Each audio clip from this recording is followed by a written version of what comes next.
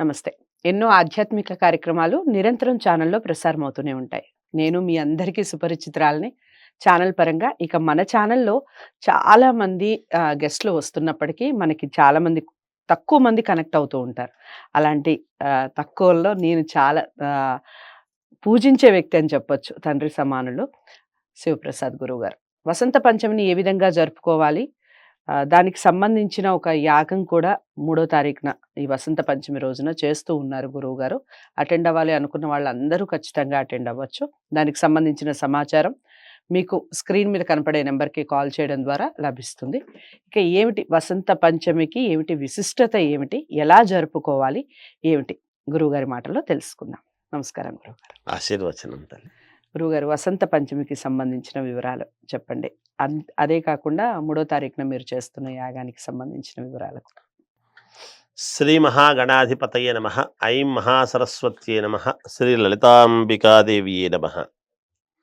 శ్రీ పంచమి, వసంత పంచమి, సరస్వతి అమ్మవారి యొక్క పుట్టినరోజు సందర్భముగా ఈ ఫిబ్రవరి 3వ తేదీ సోమవారం నాడు చేసుకుంటూ ఉన్నాం.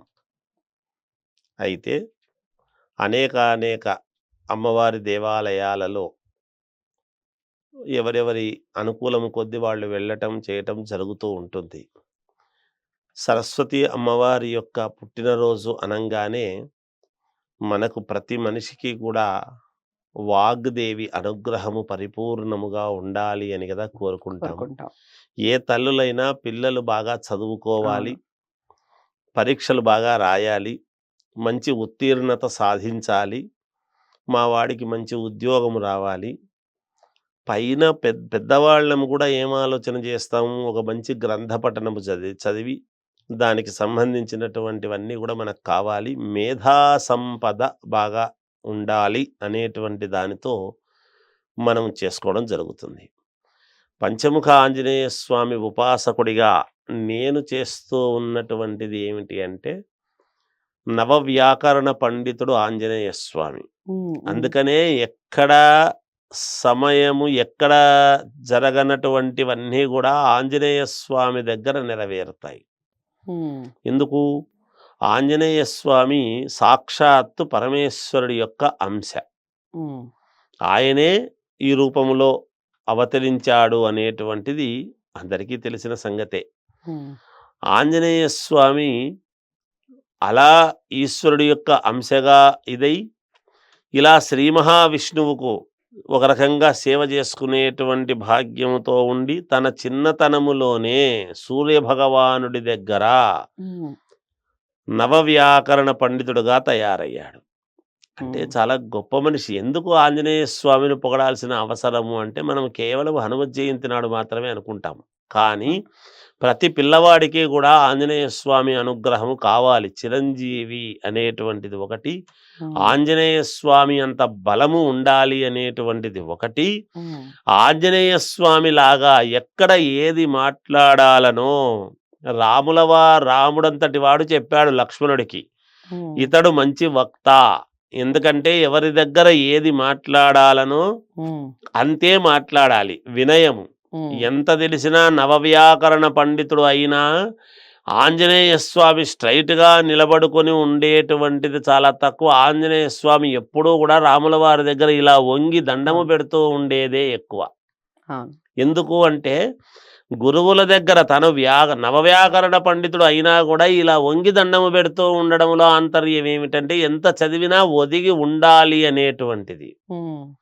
విజయరహస్యం శ్రీకృష్ణ భగవానుడంతటి వాడు యుద్ధ సమయంలో జెండాపై కపిరాజు అని యుద్ధానికి మరి ఆంజనేయ స్వామిని అనుకుంటే విజయము లభిస్తుంది అని కదా మరి ఆంజనేయ స్వామి జెండాను పెట్టుకున్నాడు. ఇలా చెప్పుకుంటూ పోతే అనేక రకాలు.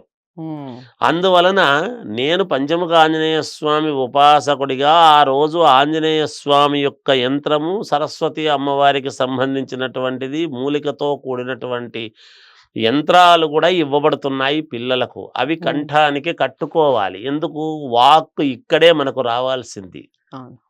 నాభిలో నుంచి మనము ఎంత ఉండినా, పొట్టలో విద్య ఎంత ఉండినా మనకు ఈ గరళంలో నుంచే రావాలి వాక్కు అనేటువంటిది.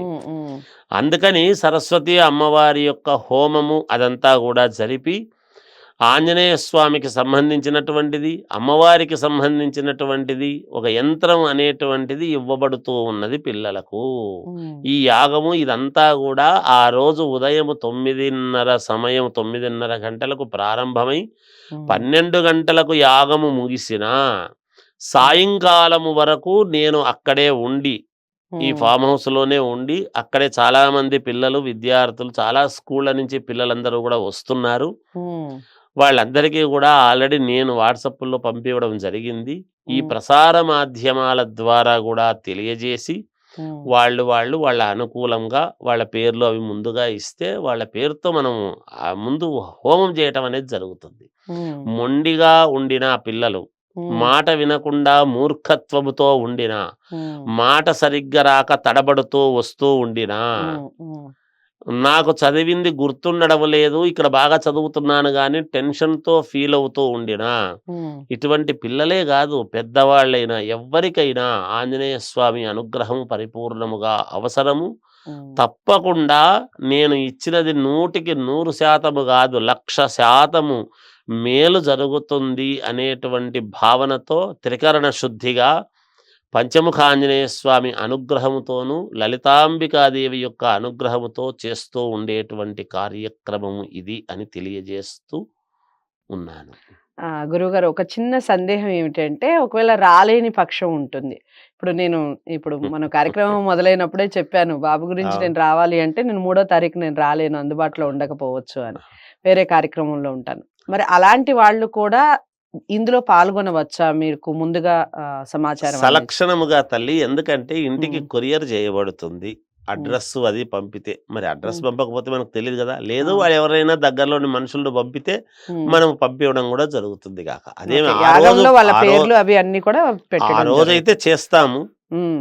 తప్పకుండా త్రికరణ శుద్ధిగా ఏ ఒక్కరిది మర్చిపోకుండా తప్పకుండా చేస్తాము గాక. అది ఎన్ని వేల మంది ఉండినా అందరివి చదివి నేనే స్వయముగా కూర్చొని చేసేటువంటి విధానము కాబట్టి తప్పకుండా అందరికీ చేసి దాని యొక్క ఫలితము చాలా బాగుంది అని వాళ్ళే చెబుతారు గాక.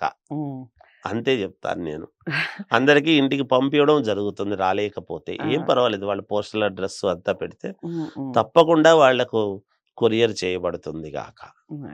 చాలా సంతోషం గురువుగారు. అదండి, పంచముఖ ఆంజనేయ స్వామి యొక్క అనుగ్రహం మీ అందరి మీద ఉండాలి అంటే ఒకసారి యాగంలో పాల్గొనే ప్రయత్నం చేయండి. ఇక వసంత పంచమి ఏ విధంగా జరుపుకోవాలి, ఎందుకు జరుపుకోవాలి, ఈ విషయాలన్నీ కూడా ఈ వీడియో ద్వారా తెలుసుకున్నాం కదా. మరి ఈ వీడియోని లైక్ చేసి అందరికీ షేర్ చేయండి. ఛానల్ని సబ్స్క్రైబ్ చేసుకోండి. మరో మంచి టాపిక్తో మళ్ళీ మీ ముందుకు వస్తాను. నమస్తే.